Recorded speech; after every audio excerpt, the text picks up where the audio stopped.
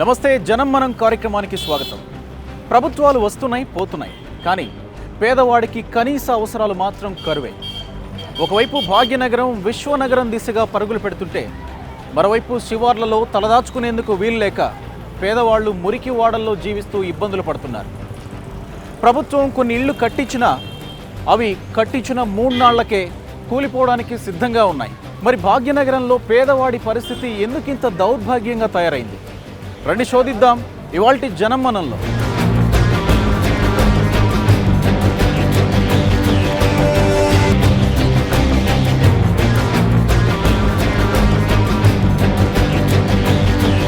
పేదరికాన్ని తరిమేయాలని దశాబ్దాలుగా మనం చేస్తున్న పోరాటం ఎక్కడ వేసిన గొంగళి అక్కడే అన్నట్లుగా తయారైంది. నిరుపేదల జీవన ప్రమాణాలు పెంచడంలో ప్రభుత్వాలు ఎంత చిత్తశుద్ధిగా పనిచేస్తున్నాయో అనడానికి మన నగరంలో అడుగడుగునా కనిపిస్తున్న మురికి వాడలే నిదర్శనం. రోడ్ల పక్కన ఖాళీ స్థలాల్లో గుడిసెలు వేసుకుని నివాసం ఉంటున్న పేద ప్రజలే అందుకు ప్రత్యక్ష సాక్షి.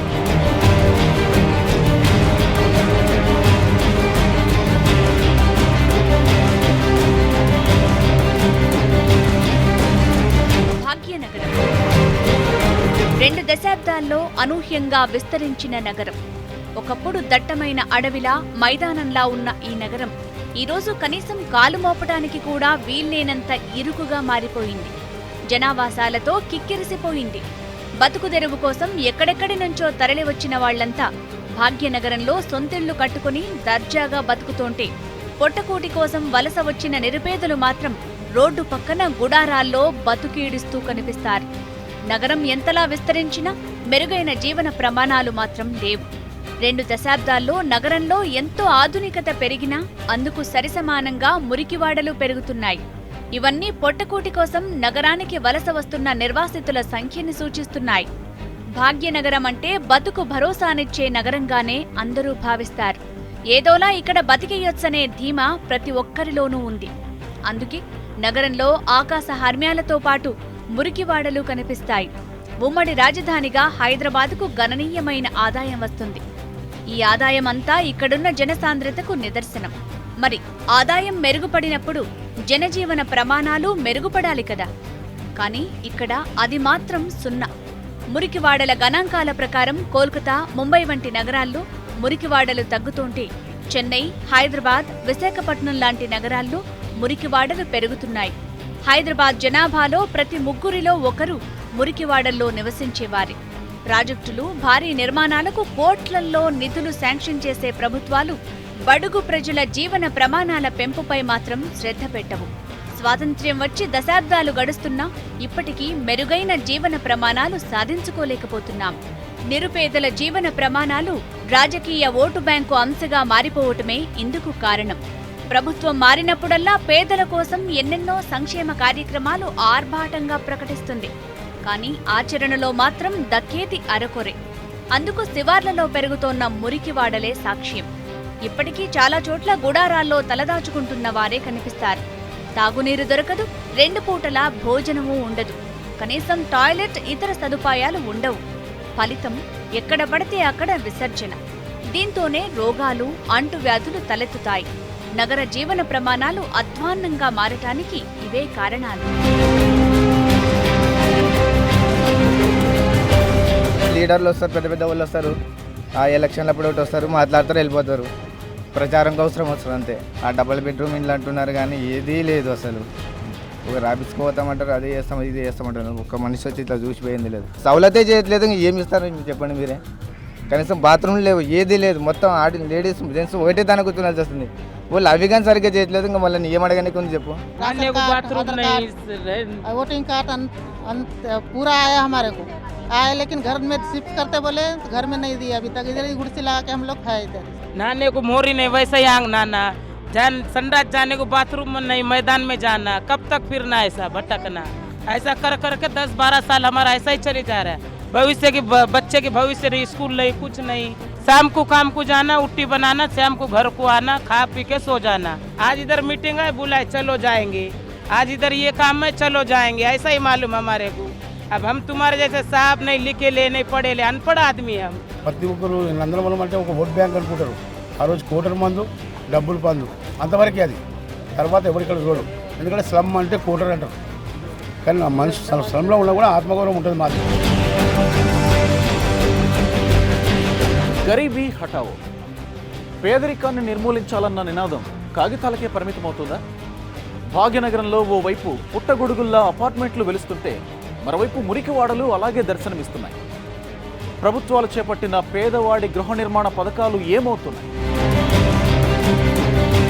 పేదరికాన్ని పారదోలాలంటూ గొప్పగా టార్గెట్లు పెట్టుకుంటాం, ఘనంగా స్కీములు ప్రకటిస్తాం, ఆర్భాటంగా పనులు మొదలు పెడతాం. కానీ వాటి అమలు ఎందుకు విఫలమవుతోంది?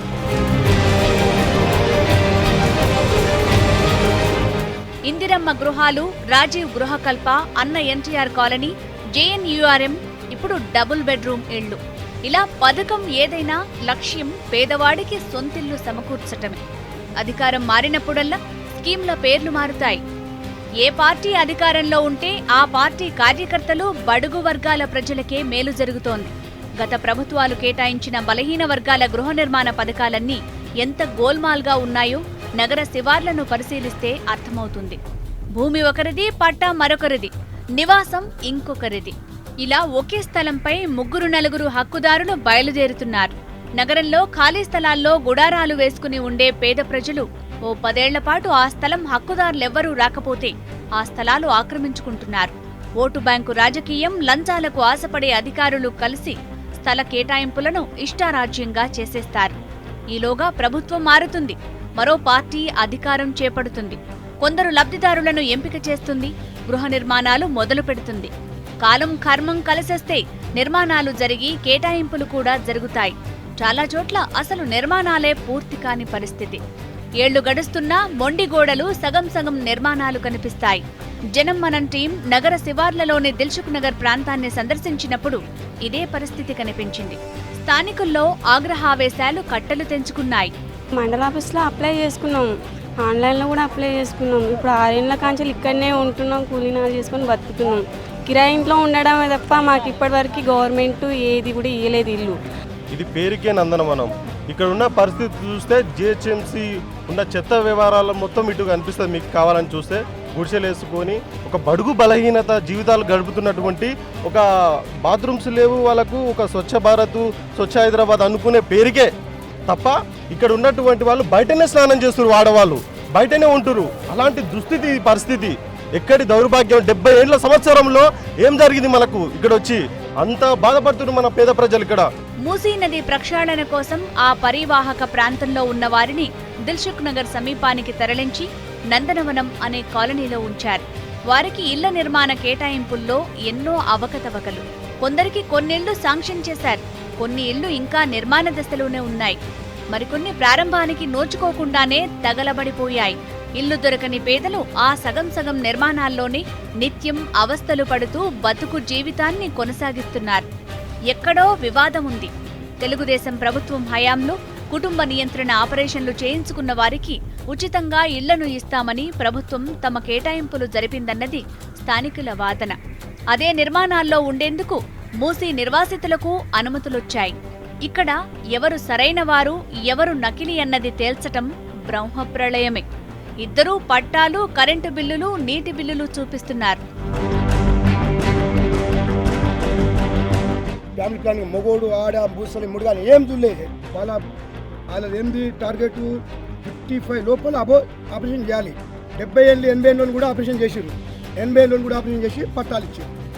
దానికి కుమిరి మేడం అప్పుడు కలెక్టర్ అయితే ఈ ఇల్లు ఇక్కడ కట్టవలసిన కాదు, కాకపోతే అక్కడ ల్యాండ్ లేక ఇక్కడ కట్టి అసలు బెనిఫిషియర్స్ ఎవరు రానప్పుడు ఏం చేసారు, మేము ఇంత బాధపడ్డప్పుడు మాకెందుకు, మా ఇండ్లు మాకేం వేరే వాళ్ళకి ఎట్లా వస్తాయి అని చెప్పేసి ఎవరెవరు అయితే డీడీ కట్టుకొని ఉన్నారో వాళ్ళే యాక్టివ్ చేసుకున్నారు. సమస్య మళ్లీ మొదటికొస్తుంది. కాసులకు కక్కుర్తిపడిన అధికారులు, గడ్డి మేసే లంచావతారులు కూడా సొమ్ము పుచ్చుకుని పట్టా కాగితం ఇచ్చేసేందుకు సిద్ధమైపోతారు. మరికొందరు నకిలీ పట్టాలు సృష్టించి లక్షల్లో లాభాలు పొందేస్తారు.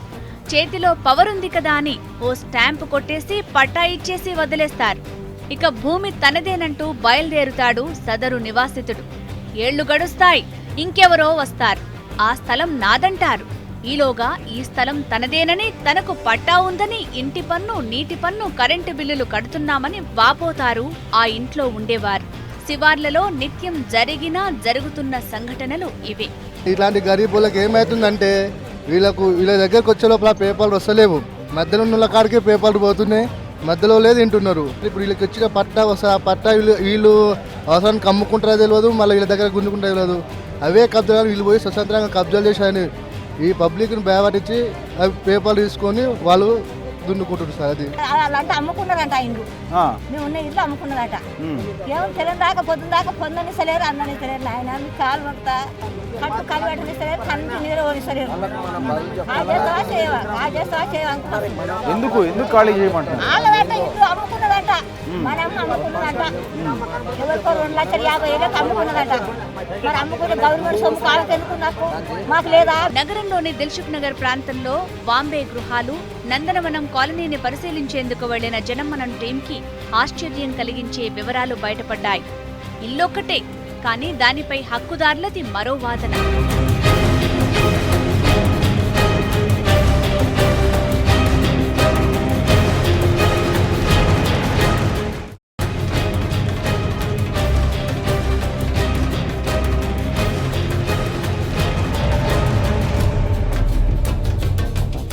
ప్రస్తుతం మనం కర్మన్ ఘాట్ నందనవనం కాలనీలో ఉన్నాం.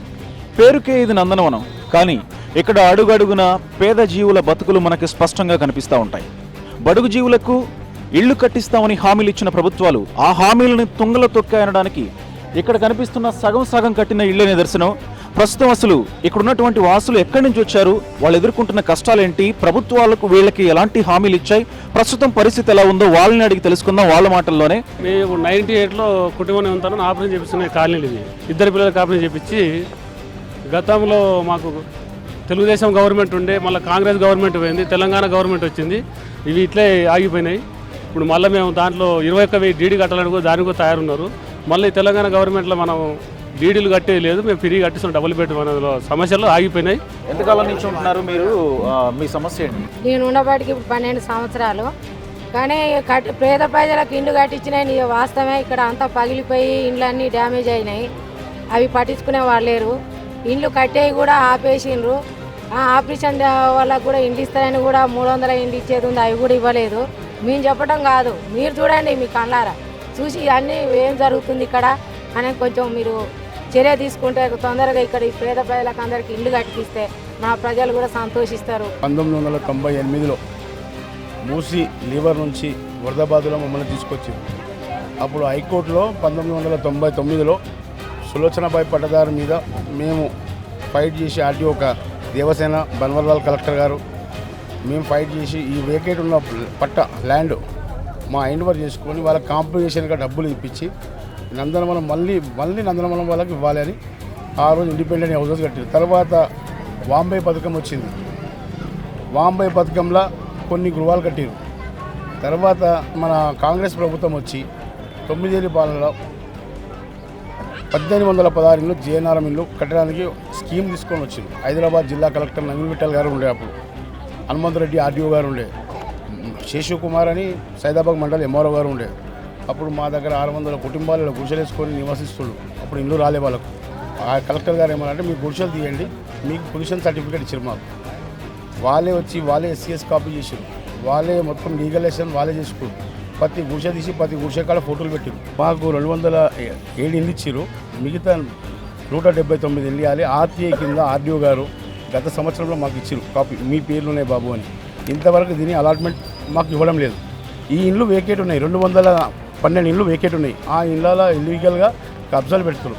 దయచేసి వాళ్ళ కబ్జా వాళ్ళకు తీసేసి లబ్ధిదారులు మీరు తయారు చేసిందే, ప్రభుత్వం యంత్రాంగమే, రెవెన్యూ డిపార్ట్మెంటే, కలెక్టర్ గారు తయారు చేసిన తర్వాత మేము దొంగలం కాము, కలెక్టర్ గారు తయారు చేశారు కాబట్టి వాళ్ళే న్యాయం చేయాలి. రోజుకు గవర్నమెంట్ ఆఫీసర్లు కూడా ఫామ్స్ ఇచ్చి ఫిలప్ చేయండి, రూపాయి కలెక్షన్ కింద నల్ల కలెక్షన్ ఇస్తామని చెప్పారు. ఇంతవరకు ఇవ్వట్లేదు. అయ్యా మీకు దయచేసి దండం పెడతాము, వాటర్ ట్యాంకులను ఓపెన్ చేయండి, లేకుంటే నల్ల కలెక్షన్లను ఇవ్వండి అని మేము బతిమలాడినా ఎవరు కూడా మమ్మల్ని పట్టించుకోలేని నాతులు లేరు. అసలు గవర్నమెంట్ ఆఫీసర్లు ఈ ఏరియాలో అసలు ఎవరు కూడా లెక్క అయ్యారు. ఏ లీడర్ చెప్పినా ఎవరు చెప్పినా వాళ్ళ పని వాళ్ళు చేసుకుపోతున్నారు.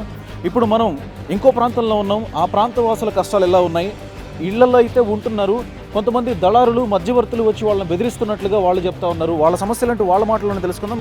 6 నెలలు వస్తుంది ఈ కాబలేసు ఖాళీ చేయాలి, ఏ రోజు పేరు మీద ఉండదని జబర్దస్తి 10 లీడర్లు వస్తున్నారు. ఇంట దుబ్బలగాడు 10 మంది వస్తున్నారు. ఇక ఖాళీ చేయాలి, మీది పట్టలేదు, ఇది కాదు, ఇది ఇల్లు కాదు, ఇది ఖాళీ చేయాలి, ఏ రాత్రి ఆ రాత్రి వస్తున్నారు. ఖాళీ చేయమని బెదిరిస్తున్నారు అని చెప్పి అంటున్నారు కదా, ఎవరి దగ్గరికి వెళ్ళి చెప్పారు, వాళ్ళు ఏం చెప్పారు మీకు? అది పోయినాము, చెప్పినాము, చెప్తే పోయి చెప్పినాక ఇది ఏ రోజులు ఉన్నాయి, మీరు ఎట్లుంటారు అని అన్నారు. మరి మేము 7-8 సంవత్సరాల నుంచి ఉంటున్నాము, కరెంటు బిల్లు నల్ల బిల్లు కట్టుకుంటున్నాము. ఎవరి పేరు మీద కడుతున్నారు కరెంటు బిల్లు? మా ఇంటి పేరు మీద కడుతున్నాము. మరి ఇప్పుడు మీరు ఉండొద్దు, మీరు వెళ్ళిపోవాలి అని వేరే వాళ్ళు వచ్చి మా మీద అధికారం చెలాస్తే మరి మేమేం చేస్తాము? మరి ఈ లీడర్లు ఆ లీడర్లు వచ్చి బెదిరిస్తుంది సార్, మాకు చాలా బెదిరిస్తారు, చాలా భయపెడుతున్నారు. మాకు ఏ టైంకి వస్తారో, రాత్రి 10 గంటల వరకు వస్తారు. అన్ని టైంకి మొగోళ్ళు ఉండరు ఇంటికాడ, మొగోళ్ళు ఉండరు. మొగోళ్ళు లేని టైంకి వచ్చి ఏ ఆడోళ్ళ మీద ఎగబడతారు అన్నట్టుగా భయం పడుతున్నాం సార్ మేము. కరెంటు బిల్లులు అన్ని చూపిస్తూ ఉన్నారు మీ పేరు మీదే కడుతున్నట్టుగా. మరి ఇవన్నీ అధికారులకు చూపించారా? అధికారులు ఏం చెప్పారు? మరి అన్ని చూపెట్టినా కానీ ఎవరేం చెప్పారు అమ్మా, మీకు ఎవరేం చెయ్యరు. ఆర్కృష్ణ సార్తో పోతే ఎవరేం చెయ్యరు, ఉండండి అండ్లనే ఉండండి, ఏదైనా ఉంటే నేను చూసుకుంటా కదా అని చెప్పిండు ఆర్కృష్ణ సార్. వాళ్ళు డీడీ కట్టుకొని వచ్చిరంటారు కదా, మేము కూడా డీడీ కట్టుకుంటాం సార్. ఇంతో అంతా మేము కూడా వాళ్ళు ఉన్నోళ్ళు కావచ్చు కానీ మేము లేనోళ్ళం కదా, మేము కూడా కడతాం, మేము కూడా డీడీ కడతాం, కానీ మేమైతే ఖాళీ చేసే పరిస్థితి లేదు. కర్మన్ఘాట్ పరిధిలోని నందనవనంలో ప్రజల పరిస్థితి అలా ఉంటే, ఇక్కడ సైదాబాద్ పరిధిలోని సింగరేణి కాలనీలో పరిస్థితి ఇంకోలా ఉంది. ఇక్కడ కట్టించారు కానీ కొన్నాళ్లకే ఇళ్లని పగుళ్ళొచ్చి కూలిపోయే దుస్థితికి చేరుకున్నాయి. స్థానికులు ఉన్నారు, వాళ్ళతో అడిగి తెలుసుకుందాం. ఎట్లా, ఏ ప్రాతిపదికన ఇచ్చారు మీకు గవర్నమెంట్, ఎట్లా ఇచ్చింది? సార్ కాంగ్రెస్ పీరియడ్ ఉన్నప్పుడు ఇచ్చారు సార్. ఇక దాని ప్రకారంగా అయితే ఇంకా అప్పటి నుంచి డెవలప్మెంట్ కావట్లేదు సార్. డ్రైనేజ్ నిండిపోతున్నాయి, ఇక చిన్నపిల్లలు జ్వరంతో బాధపడుతున్నారు, దోమలు చాలా అవుతున్నాయి, స్లమ్ ఏరియాగానే మారిపోతున్నాయి, చూసే వాళ్ళు ఎవరు లేదు, ఇంకా చెత్తకుండి కూడా లేదు. ఇక్కడ లోకల్ కార్పొరేటర్కి లెటర్ ఇచ్చాం సార్. ఒకటి ఏమని ఇచ్చాం సార్, ఇక్కడ పందులు దిగుతున్నాయి, ఎందుకంటే జనాభా ఉండేది మెయిన్ సిటీ ఇది. హైదరాబాద్ సిటీలో సైదాబాద్ ఒక పెద్ద సిటీలో సింగరేణి కాలనీ అనేది చాలా పెద్ద ఏరియా ఇది. అయితే ఏమవుతున్నాడు ఇక్కడ అంటే స్లమ్ ఏరియాని పట్టించుకోవడం తప్పితే ఓట్లకు వస్తారు తప్పితే, ఓట్లు అన్నప్పుడు వచ్చి వస్తారు పోతారు. హామీలు అయితే చాలామంది ఇస్తారు సార్. ఏమని మా కాలనీ ఇది మేము దత్త తీసుకున్నాం. కేటీఆర్ మన తెలంగాణ వచ్చిన తర్వాత కేటీఆర్ ఏమన్నా అంటే ఈ సింగరేణి కాలనీ మొత్తాన్ని నేను దత్త తీసుకుంటున్నా, నేను శుభ్రం చేస్తున్నాడు. ఇంతవరకు వచ్చిన పాపం లేదు కేటీఆర్. చెత్తని క్లీన్ చేసే వాళ్ళు రెగ్యులర్ గా వస్తున్నారా? లేకపోతే లేదు సార్, వాళ్ళైతే ఈ గల్లీకే సాఫ్ చేస్తారు కానీ వెనక సైడ్ అయితే పట్టించుకుంటలేరు. పందులు వస్తాయి, కుక్కలు, ఇంకా అక్కడ బొందలగడ్డ సైడ్ అవన్నీ మావే ఈగలు దోమలు అనేది మాకు చాలా ఇబ్బందిగా ఉంది. వెనక సైడ్ రోడ్ వేయించాలన్నా అని చెప్పినా కూడా పట్టించుకుంటలేరు. కట్టేటప్పుడు ఏం చేశారంటే 3 బ్లాక్లు కట్టారు శాంపిల్గా. ఆ శాంపిల్ కట్టిన వరకే మాత్రమే మంచిగా ఉన్నాయి. మిగతా చూస్తే దాంట్లో నీళ్ళు కొట్టక దాంట్లో సిమెంట్లో ఉసుక తక్కువ కలిపేసి సీకులు చెప్పిన సీకులు సన్న సీకులు కలిపేసి మామూలుగా ఇప్పుడు ఎంత నిర్లక్ష్యంగా కనిపిస్తుంది అనేది మీరు ఒకసారి చూపించామన్నమాట. ఇప్పుడు మొత్తం ఎక్కడక్కడ సీకులు వెళ్ళిపోతున్నాయి, మొత్తం పర్యబాసిపోతున్నాయి. డ్రైనేజ్లో చూస్తుంటే మొత్తం పైపులు బలిగేసి డ్రైనేజు వాటర్ మంచినీళ్ళు మొత్తం ఇట్లా కొట్టుకొని పోతున్నాయి. ఈ ప్రభుత్వాలు, పోయిన ప్రభుత్వం కానీ ఇప్పుడు వచ్చిన ప్రభుత్వం కానీ వీటిని మళ్ళీ నాణ్యతగా చేసి, లేదా డబుల్ బెడ్రూమ్ ఉన్నాయి, 52 ఎకరాల స్థలం ఉంది, దాన్ని ఇప్పటి వరకు మేము కోర్టులో ఉన్నాము, గెలిచే పరిస్థితి ఉంది. దాన్ని ఈ రోజు వరకు ప్రభుత్వం కూడా ఎలాంటిది, ఆ రోజు వచ్చిన రోజు ఏమన్నాడు కేటీఆర్ గారు, నేను దత్తత తీసుకుంటా, ఇక్కడనే కట్టిస్తా, ఇక్కడనే డబుల్ బెడ్, అదే కట్టియమంటున్నాం మేము, వేరేది కోరడం లేదు, ఇంకోటి కావాలని అడగడం లేదు. ఇంకోటి ఆ కింద చూడండి గుడిసెలు మొత్తము మోరీల కంటే హీనంగా ఉన్నది, అక్కడ దుర్బలమైన జీవితాలు గడుపుతున్నారు. దాన్ని ఏ విధంగా చక్క చేద్దామన్నా మాతోటైతే కావడం లేదు. కనీసం మన ఇప్పుడున్న కార్పొరేటర్ కూడా దాన్ని వచ్చి చూసి మాకు న్యాయం చేసి కొంత డ్రైనేజీ కొంత కరెంటు అలాంటిది ఇస్తే మా ప్రజలు కనీసం జీవించడానికి ఉంటుంది.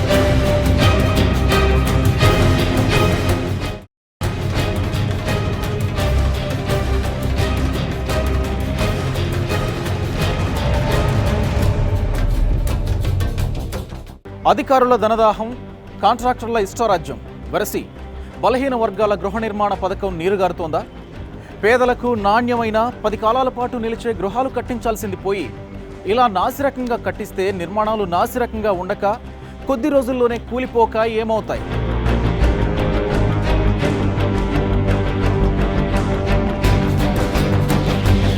కర్ణుడి చావుకు 1,00,000 కారణాలన్నట్లుగా ఉంది బలహీన వర్గాల గృహ నిర్మాణం పరిస్థితి. అధికారులు, కాంట్రాక్టర్లు చేతులు కలిపేస్తే పేదోడి బతుకు బుగ్గిపాలి. ఇదిగో మీరు చూస్తున్నది సైదాబాద్ మండల పరిధిలోని సదర్న్ డివిజన్లో సింగరేణి కాలనీ బాంబే బిల్డింగులు. ఇవి కట్టి 9 ఏళ్లు మాత్రమే అయింది. అప్పటి అధికారులు, కాంట్రాక్టర్లు లాభాలు దండుకుని నాణ్యతా ప్రమాణాలు పాటించకుండా నిర్మాణం చేపట్టడంతో భవనాలు శిథిలావస్థకు చేరుకున్నాయి. బిల్డింగ్ల పునాదుల సిమెంట్ పూర్తిగా ఊడిపోయి నోర్లు తెరుచుకుని కనిపిస్తున్నాయి. పందికొక్కులు ఆ పునాదులను తవ్వేస్తుంటే భవనాల పునాదులు డొల్లగా గుల్లగా మారుతున్నాయి. అధికారుల ధనదాహం, కాంట్రాక్టర్ల ఇష్టారాజ్యం వెరసి బాంబే గృహాలు దశాబ్దం గడవకుండానే తగలబడిపోయాయి. ఏమాత్రం నాణ్యతా ప్రమాణాలు పాటించకపోవడంతో పరమ దరిద్రంగా తయారయ్యాయి. ఇక్కడ ప్రజలను కదిపితే కష్టాలే. కట్టేటప్పుడు ఇండ్లకు నీళ్లు కొట్టలేదు. ఏడంగా చూసిన కాడంగా మొత్తం పర్రెలు బాసిపోతున్నాయి. పైన ఎక్కుతుంటే చూస్తే మెట్ల మీద మొత్తం ఇట్లా బూడిద రాలినట్టు రాలిపోతున్నాయి. డ్రైనేజ్ పైపులు కూడా ఏ రకంగా అంటే కండిషన్గా పెట్టలేదు, మంచిగా పెట్టలేదు. డ్రైనేజ్ పైపులు చూస్తే ఏ రకంగా మొత్తం 6 కాడికి పళ్ళు ఉన్నాయి. ఆ డ్రైనేజ్ నీళ్లు, ఈ తాగే నీళ్లు పైన నల్లలు సరిగా ఫిట్ చేయక నిర్లక్ష్యం అవుతుంది. రోడ్డు మీద మొత్తం కాలిపోయి డ్రైనేజ్ నీళ్లు, మంచి నీళ్లు రెండు ఇట్లా కొట్టుకుపోతున్నాయి రోడ్డు మీద. నెల 15 రోజులు సార్, రోజు నిండుతుంది, రోజు బయట నీళ్లు. మాకు వాసన తట్టుకుంటలేము, రోజు రోగాలు వస్తున్నాయి, మాకు జ్వరాలు వస్తున్నాయి. పెద్ద టెన్నిస్ నిండిది, ఎవరు పట్టించుకోరు ఎంత చెప్పినా కానీ. తిట్టితే తిట్టురని చెప్తారు మమ్మల్ని. ఓట్లకైతే మాత్రం గవర్నమెంట్ వచ్చి మాకు ఓటు వేయరమ్మా, మోరీ చేపిస్తాం, పైపులు వేస్తాం అంటారు. ఇప్పుడు ఎవరు పట్టించుకుంటుర్రా? ఏ మంత్రి రారు, ఏ సీఎం రారు, ఏ నిలబడ్డలు ఎమ్మెల్యేలు కూడా రారు. ఇక కర్మాన్ ఘాట్ నందనవనం కాలనీది మరో సమస్య. అక్కడ సగం కట్టిన ఇల్లు అప్పుడే పాడవుతున్నాయి కూడా. కేటాయింపులు జరగలేదు. మిగిలినవి ఎప్పుడు పూర్తవుతాయో తెలీదు. ఇక్కడ స్థలం ప్రభుత్వానిదా, మరెవరిదైనానా అన్నదానిపై స్పష్టత లేదు. ఒకే స్థలంపై 3-4 హక్కుదారులున్నారు. ఈ వివాదం పరిష్కరించలేక స్థానిక కార్పొరేటరే తలపట్టుకున్న పరిస్థితి. నేను ఆల్రెడీ కలెక్టర్ దగ్గర వెళ్ళాను దీని గురించి. ఇక్కడ ఉన్నవన్నీ 1816 ఇండ్లు, అక్కడ మొత్తం కట్టింది 10%. ఆ రికార్డు కూడా నా దగ్గర ఉంది. అందులో ఏముందంటే వీళ్ళకి గవర్నమెంట్ అలాట్ చేయలేదు. జిహెచ్ఎంసీ కమిషనర్ గారిని కూడా కలిశాను నేను. కలిస్తే అన్నారు ఎవరిది వాళ్ళు కబ్జా పెట్టుకున్నారు అని చెప్తున్నారు. ఈ వాళ్ళ దగ్గర పట్టాలు ఎలా ఉన్నాయంటే వీళ్ళ దగ్గర పట్టాలు ఉన్నాయి, వాళ్ళ దగ్గర పట్టాలు ఉన్నాయి. పీడీ ఉంటారు కదా, వాళ్ళని కలిసాం. కలిస్తే వాళ్ళు ఏమన్నారంటే ఎవరి దగ్గర ఒరిజినల్ పట్టాలు ఉన్నాయో వాళ్ళకి చెందేటట్టు మేము చేస్తామని చెప్పారు. స్థలం వివాదంలో ఉందని తెలిస్తే రోజుకొకడొస్తాడు, వారిని ఖాళీ చేయమంటాడు. ఎవరికి తోచిన రాజకీయం వారు చేస్తున్నారు. కొందరు 10% సొమ్ము చెల్లించి ఆక్యుపై చేశారు. మరికొందరు సగం కట్టిన వారున్నారు. ఇంకొందరు కేటాయింపుల కోసం ఎదురు చూస్తున్నారు. కళ్ల ముందే ఇళ్లున్నా వీరి బతుకు ఫుట్పాతే.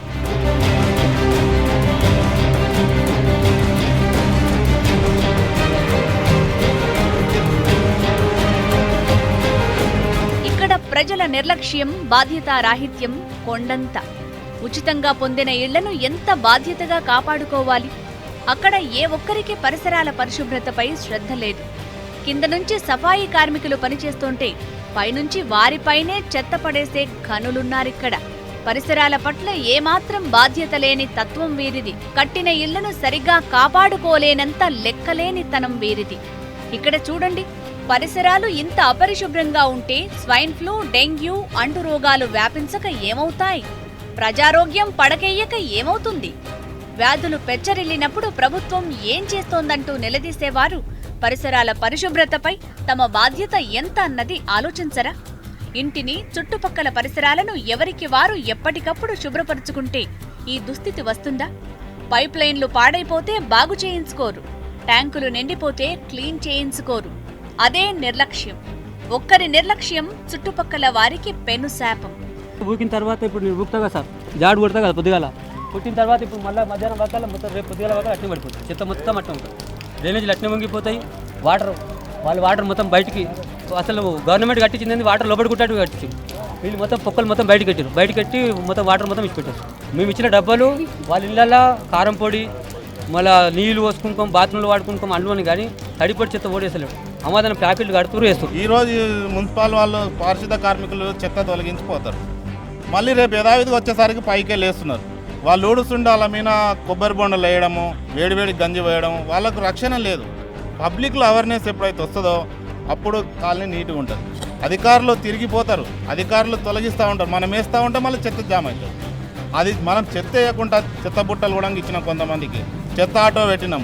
ఆ చెత్త ఆటో ఆయనకు డబ్బులు అంటే ఎవరు ఇవ్వలే, ఆయన కొట్టడం కూడా జరిగింది. 2 నెలలు పెట్టిండు, బంద్ అయింది. గత ప్రభుత్వాల పాపాల పుట్టగా మిగిలిన ఈ బలహీన వర్గాల ఇళ్లపై టీఆర్ఎస్ ప్రభుత్వం ఎలాంటి నిర్ణయం తీసుకుంటుంది? ఎప్పటికి పరిష్కరిస్తుంది? పేదవాడి సొంతింటి కల డబుల్ బెడ్రూమ్ ఇళ్లు ఎప్పటికి పూర్తవుతాయి? పేదవాడి సొంతింటి కలను నెరవేరుస్తామని ఆర్భాటంగా ప్రకటించింది టీఆర్ఎస్ ప్రభుత్వం.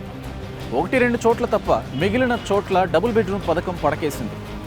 మరి నిలువ నీడలేని నిరుపేదల పరిస్థితి ఏంటి? మురికి వాడలను నందనవనాలుగా మార్చనవసరం లేదు, కనీసం నిలువ నీడ కల్పించలేరా? భాగ్యనగరంలో పేదవాడు దర్జాగా జీవించే రోజు వస్తుందని, విశ్వనగరంలో పేదవాడు జీవించొచ్చని ఆశిద్దాం. ఇది ఇవాల్టి జనం మనం. మరో ఎపిసోడ్తో మళ్ళీ కలుద్దాం. నమస్తే.